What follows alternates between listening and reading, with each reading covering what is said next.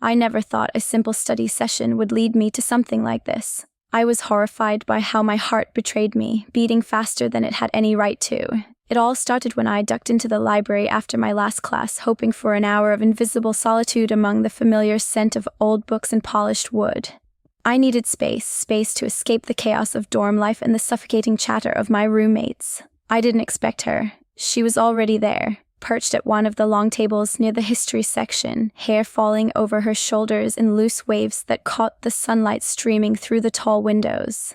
She had that effortless presence that made it impossible not to notice her, the kind that seemed to draw every stray glance toward her orbit. And for reasons I couldn't explain, my own glance lingered longer than it should have. I tried to stay invisible, sliding my bag onto the chair beside me and opening my notebook as if I belonged to another universe entirely. My pen hovered over the page, but the words refused to come. I was aware of every movement she made, the way her fingers danced across the keyboard, the slight tilt of her head when she read, the soft hum she made when she concentrated. I told myself I was just noticing because humans notice things, nothing more. But then she looked up. Our eyes met for a fraction of a second, and I panicked, dropping my pen. My face burned, my chest tightened, and I cursed under my breath. She didn't laugh. She only smiled, a small, secretive curve of her lips that made my stomach do the kind of flip I had always thought existed only in movies. I tried to focus on my notes, scribbling the most meaningless words just to feel productive.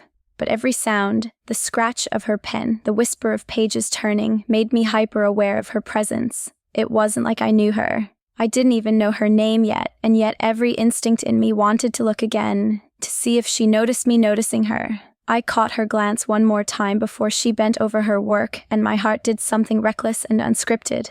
I wanted to move closer, just to exist within the same space that seemed charged with a strange, magnetic energy. I forced myself to breathe slowly, telling myself I was imagining things. I wasn't a fool. I had been through enough awkward first encounters to know the difference between friendly attention and something that made you ache in your own chest for no reason, and yet every instinct screamed that this was something different, something dangerous and utterly, uncontrollably thrilling. I tried to bury my thoughts in my textbook, flipping through pages I hadn't read a dozen times before, but then it happened. She dropped a small notebook near my chair. Reflexively, I leaned down, fingers brushing the smooth paper as I picked it up. Her eyes lifted, meeting mine again, and that small smile returned, warmer this time, almost conspiratorial. "Thanks," she whispered, her voice low enough to make my ears tingle, but loud enough that I caught it perfectly. The sound wrapped around me, subtle but impossible to ignore. I handed her the notebook, feeling the faintest brush of her fingers against mine. My body reacted before my brain could catch up, my chest tightening, my hands suddenly clammy. I forced a casual nod, murmuring, "No problem," though my voice came out strangled, betraying every attempt at composure. She returned to her work and I sank back into my chair, trying to convince myself I could survive the rest of the afternoon without completely losing my mind. But the way her hair caught the sunlight, the curve of her smile when she thought no one was looking, the rhythm of her fingers across the page, it all lingered. Even after she was gone for a brief stretch to return a book, the memory clung to me, refusing to fade. And in that quiet space between the stacks and the hum of fluorescent lights, I realized something I hadn't allowed myself to admit. I wanted more, not just a fleeting glance, not just a brush of her hand, but to know her, to understand her, to exist in this charged orbit she had unknowingly created around me. I shook my head, chiding myself. College was supposed to be about classes, projects, and survival in the cafeteria line, not falling for someone I barely knew in a library corner. But the truth was stubborn enough to make my pulse quicken even now. I never thought this would be just the beginning of something that could consume me so completely, something that I would chase week after week, risking everything just to sit a little closer, to catch another fleeting glance, to hear her voice one more time. I never thought a simple smile could haunt me for days. I was horrified by how easily my thoughts betrayed me, replaying the curve of her lips, the way her eyes seemed to hold secrets meant only for me. It all started the next Tuesday when I found myself back in the library, hoping for some semblance of normalcy, or at least the illusion that I could control my own thoughts. The library felt different that afternoon, quieter somehow, the light softer as it filtered through the high windows. I walked past the familiar rows of shelves, hoping for anonymity, but of course, there she was, sitting at the same long table, completely absorbed in her notes. She hadn't noticed me yet, and for a moment I considered retreating, letting my pulse calm before daring to be in the same room again. But my feet had other ideas.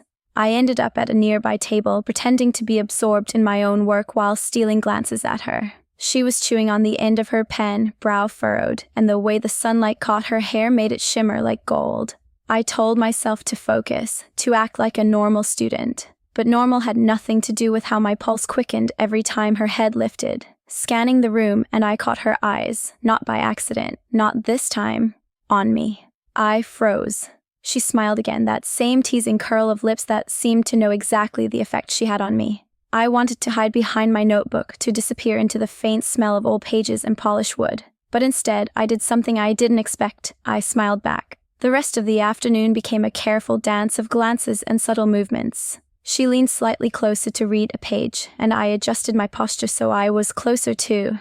My heart hammered in my chest at the smallest brush of her sleeve as she reached for a pen. I told myself it was nothing, just a coincidence, but the warmth that spread through me said otherwise. After a while, she closed her laptop and stretched lazily, then slid her notebook across the table toward me. My stomach clenched at the gesture. I looked down, then back up. She was watching me, those eyes sharp yet playful. "Hey," she said softly, leaning on her elbow. "You're in my seat.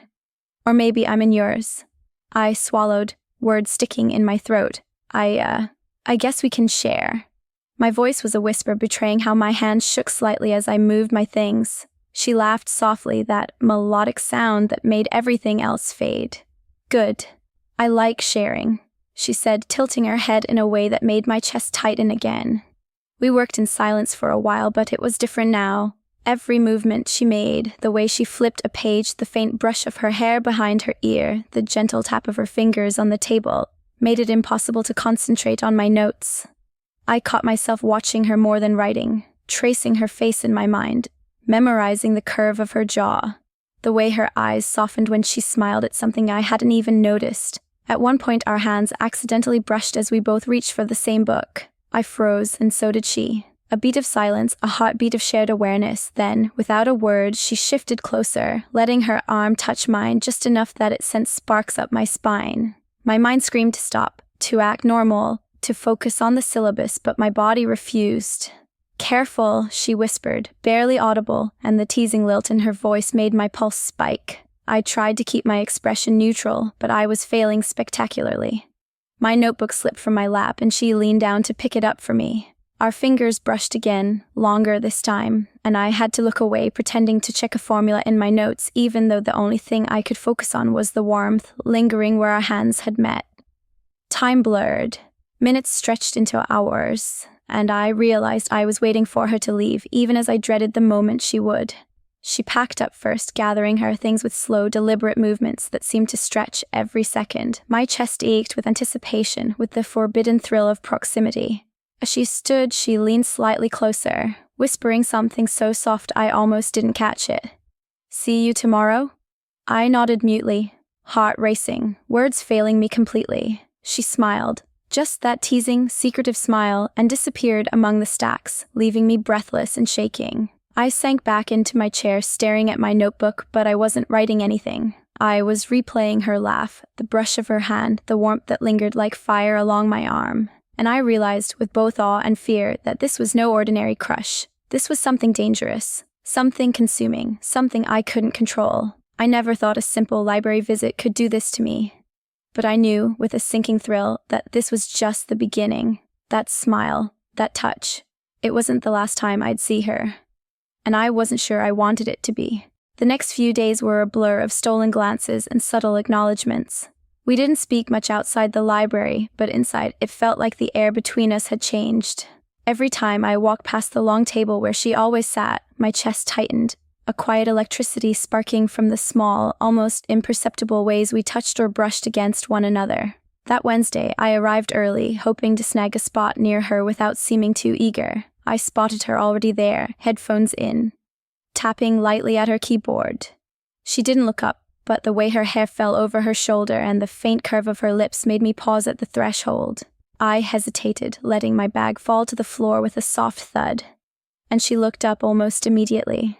Her eyes found mine, and that subtle smile returned. the one that made my stomach twist in a delicious kind of agony. She raised a hand in greeting, small and casual, but I swore my heart skipped a beat at the sight of it. Sliding into the chair beside her, I tried to focus on my own work. It was impossible.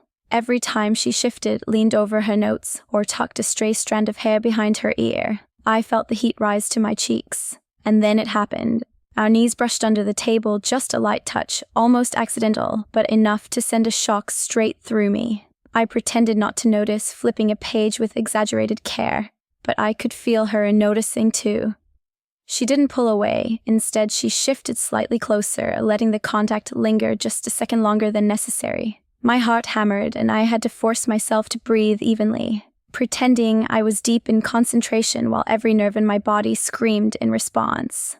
For the next hour, the tension between us built in small, exquisite ways. She leaned over to show me a formula in her notebook, her arm brushing mine once more. I caught a whiff of her shampoo, something soft and floral, and my mind went entirely blank. She noticed because she smirked, a teasing glint in her eyes that made me want to reach across the table and close the distance between us. Then came the first truly daring moment. She leaned back in her chair, stretching lazily, and I couldn't help but notice the curve of her neck, the gentle rise and fall of her chest. My hand itched to touch her, even in the tiniest, most innocuous way, but I stayed frozen, biting my lip to keep from giving anything away. She caught the hesitation, tilting her head, eyes sparkling with that same mischievous energy I couldn't resist. "You're awfully quiet today," she murmured, her voice low enough that no one else could hear. "Something on your mind?" I felt my ears burn. No, I stammered. Though my voice betrayed me anyway, I wanted to tell her everything, to confess the way my heart raced every time we were near each other, but the words lodged stubbornly in my throat. Instead, she leaned closer, resting her elbow on the table so that her hand brushed mine ever so slightly. My breath caught. It wasn't just the touch. It was the deliberate teasing of it, the way her fingers lingered just a fraction too long. I felt every second stretch out, every subtle motion amplified in a way that made my pulse thrum in my ears. She hummed, a faint knowing sound. "You're hiding something from me, aren't you?" I swallowed, words failing me again. My chest tightened, and I forced a smile, hoping it looked casual. She smiled back, that teasing curve that made me ache. Then she shifted, leaning across her notebook, her hand brushing mine once more as she pointed to a line in her notes. That small contact was enough to set me on fire from the inside. I wanted to pull her closer, to lean across the table and feel her full attention on me, but I kept myself contained, terrified of crossing the invisible line between playful flirtation and something more. We worked like that for the rest of the afternoon, the library around us a silent witness to every subtle movement and stolen glance. I couldn't stop noticing her, the way she chewed her pen cap when thinking, the slight tilt of her head when she was concentrating, the way her fingers lingered near mine, deliberately or not, and made my heart lurch every single time. As she packed up her things to leave, she paused, tilting her head with a small, almost imperceptible smirk. "See you tomorrow," she said, voice soft, teasing, and filled with something I couldn't quite name. I nodded mutely, aware of how ridiculous I must look, my heart hammering. "Yeah. Tomorrow," I managed, my voice barely above a whisper. She stood brushing past me, just close enough that our arms touched lightly. The contact lingered, intentional or not, and I felt my body respond in ways that scared and thrilled me all at once. She gave me one last glance before disappearing into the stacks, and I realized, with a shiver of both fear and anticipation, that I was completely hooked. The rest of the library suddenly felt impossibly quiet, as though it too was holding its breath, waiting for what would happen next. I sank back into my chair, staring at the notes I hadn't read, thinking about her, thinking about the sparks that flew every time we were near. And I knew, with a certainty that made my chest ache, that this was far from over. I had no idea how far it could go, or how much I wanted it to. The library had emptied out almost entirely by the time we were left alone. The late afternoon sunlight slanted through the high windows, painting golden lines across the floor. I had thought the quiet before was intense, but this was different. Every sound seemed amplified. The soft scrape of her pen, the faint rustle of pages, the subtle rise and fall of her breath. I could feel her presence as if it had weight, pressing against me even from across the table. She leaned over her notebook, pointing out a note I hadn't understood before, and our fingers brushed. It was the smallest touch, almost imperceptible, but it made my pulse spike. She didn't pull away. Her hand lingered just a fraction too long, grazing mine as if testing a boundary. My chest tightened and I swallowed hard, trying to act like it was nothing, but it wasn't nothing. It was everything. "You're tense," she whispered, leaning closer. Her face was close enough that I could see the tiny flicker of curiosity in her eyes. The scent of her shampoo, floral and sweet, drifted toward me, making my head swim. "Relax," she murmured, and her voice was velvet against my nerves.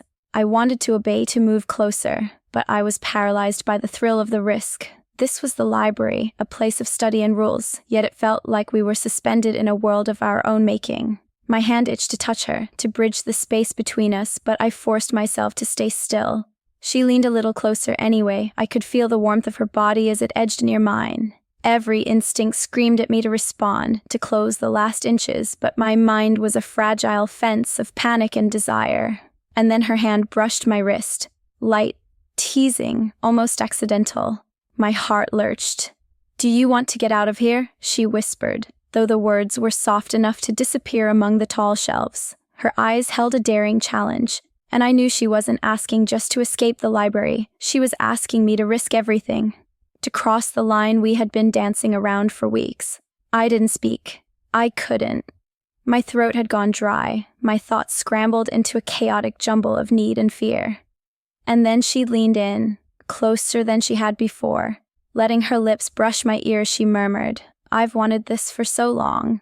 I shivered involuntarily. That whisper set my nerves on fire. I could feel her breath, soft and warm, tickling my skin, sending a shiver down my spine. My hands moved before I fully realized it, reaching out to the curve of her arm, the small of her back, feeling the heat radiating from her. She responded instantly, pressing closer, and it was like gravity itself had shifted between us.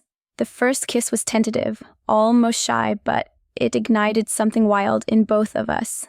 I felt her lips move against mine, soft yet demanding, and the careful control we had maintained for weeks dissolved in an instant. Her hands threaded into my hair, tugging gently, and I leaned into her, pressing closer, wanting to feel every inch of her as if it could make the world fall away entirely.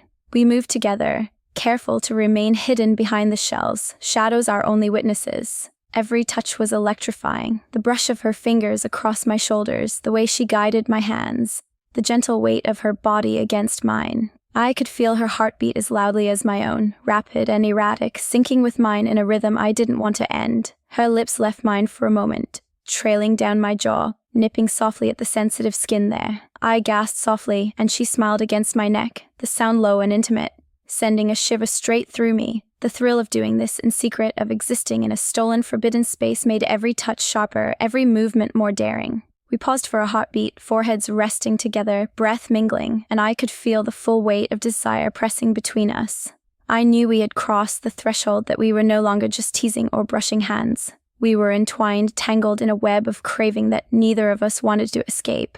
And yet every inch of the library felt sacred and dangerous, every shadow a potential witness to the risk we were taking. She whispered my name, low and intimate, and it was like an anchor and a spark all at once. My hands moved over her body carefully, exploring the curves I had only imagined before. She responded in kind, pressing closer, arching into my touch, and the friction of skin against skin made me dizzy. Every sensation was heightened by the secrecy, the knowledge that if anyone walked in, it could all vanish, replaced by shame or scandal.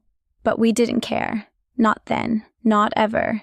Minutes, or maybe hours, time had lost meaning, passed in stolen touches, whispered words, and fevered kisses. The world outside the stacks disappeared entirely. My body and mind were consumed with her, with the sensation of being desired, of wanting her so completely it hurt. Finally, when we heard the faint echo of footsteps outside, we froze, pressed together in the shadows. I could feel her breath against my collarbone, my heartbeat hammering in my ears. We shared one last lingering kiss before pulling back, reluctant and desperate, trying to straighten our clothes, trying to return to the normalcy of desks and notebooks. She gave me a small mischievous smile, brushing a lock of hair from her face. "That was inevitable," she whispered, her voice low, almost reverent. I nodded, unable to speak, still trembling from the intensity of what we had shared. As she slipped away, disappearing into the stacks, I sank into my chair, chest heaving, mind racing, the heat still lingering where her hands had touched me. I had never imagined desire could feel so raw, so urgent, so dangerous, and yet I couldn't stop thinking that I wanted it again. I couldn't stop thinking about her, and I realized with both fear and exhilaration that this, what we had just done, was only the beginning. We had crossed a line, yes, but it had opened a door, and once it was open, there was no going back. I had no idea where this would lead, but I knew I wanted every step of the journey, no matter how forbidden, no matter how consuming. The next morning, I couldn't focus on anything. Classes, assignments, even my coffee, everything felt muted compared to the heat that lingered inside me from yesterday. Every time I closed my eyes, I saw her, the curve of her lips, the brush of her fingers, the way her body had pressed against mine in those hidden stacks. I tried to act normal when I walked through campus, pretending that nothing had happened, but every glance from a friend, every whisper of conversation, felt like it might expose me. And yet, despite the fear, I was craving her again. I wanted to feel that closeness, that secret intimacy, even though I knew it was dangerous. By the time the afternoon rolled around, I found myself back in the library, my backpack heavy but my resolve weaker than ever. She was there, sitting at the same table, headphones in, oblivious to anyone but me, or so I hoped. When she saw me approach, her lips curved into that teasing smile that had become impossible to resist. We studied together, ostensibly for an upcoming exam, but the air between us was thick with unspoken desire. Every accidental brush of her hand, every fleeting touch under the table set my heart racing. I wanted to reach for her, to feel the warmth of her again, but I forced myself to wait, to tease the tension out like a slow, deliberate game. "Are you even paying attention?" she whispered at one point, leaning across her notes so her hair brushed my arm. The touch was electric, and I swallowed hard, pretending to look down at my textbook. "Yes," I managed, though my voice betrayed me. She smirked knowingly, and I felt my stomach twist at the silent acknowledgement of what had happened, of what we both wanted but weren't supposed to say aloud. Hours passed in a blur of whispered words and careful touches, the outside world fading to a distant hum. Every subtle movement, every glance was a reminder of the forbidden closeness we had shared. The library, once a place of quiet study, had become our private stage, a secret world where only we existed. At one point, she reached for a book on the top shelf, and I moved to steady it. Our fingers brushed again, lingering this time. I felt a shiver race through me, and she met my gaze with a look that was equal parts challenge and invitation. The memory of yesterday's stolen moments was a living thing between us, shaping every touch, every look, every heartbeat. Finally, as the library emptied for the evening, we packed our things slowly, prolonging the inevitable goodbye. We exchanged no words about what had happened, but the unspoken understanding hung heavy between us. Every movement was deliberate, every glance weighted with the memory of desire. When she stood, I felt a pang of longing as she passed, our hands brushing lightly once more. She didn't look back, but I caught her eyes flicker toward me. A silent promise and a question rolled into one. I stayed in my chair long after she left, heart pounding, mind spinning, consumed by the heat of what we had done and the anticipation of what was yet to come. I realized that this was no ordinary crush. No, this was something far more dangerous, far more consuming. I had crossed a line, one I wasn't supposed to, one that could change everything. And yet, I couldn't bring myself to regret it entirely. There was exhilaration in the risk, in the secrecy, in the knowledge that we were both willingly stepping into something forbidden. I knew the days ahead would be filled with stolen glances, subtle touches, and teasing tension that would leave me simultaneously desperate and terrified. Every moment with her would be a careful negotiation of desire and restraint, a dance along a precipice that I wasn't sure I could resist. And somehow that uncertainty thrilled me as much as it scared me. As I packed up my notebook and left the library, the quiet echo of our moments together lingered in every corner of my mind. I couldn't stop thinking about her, about the thrill of being so close, so intimate, without anyone else knowing. The forbidden nature of it only made it more intoxicating, more impossible to resist. I never thought I'd cross a line like this with someone I wasn't supposed to fall for. Every touch, every secret glance has left me both craving and terrified.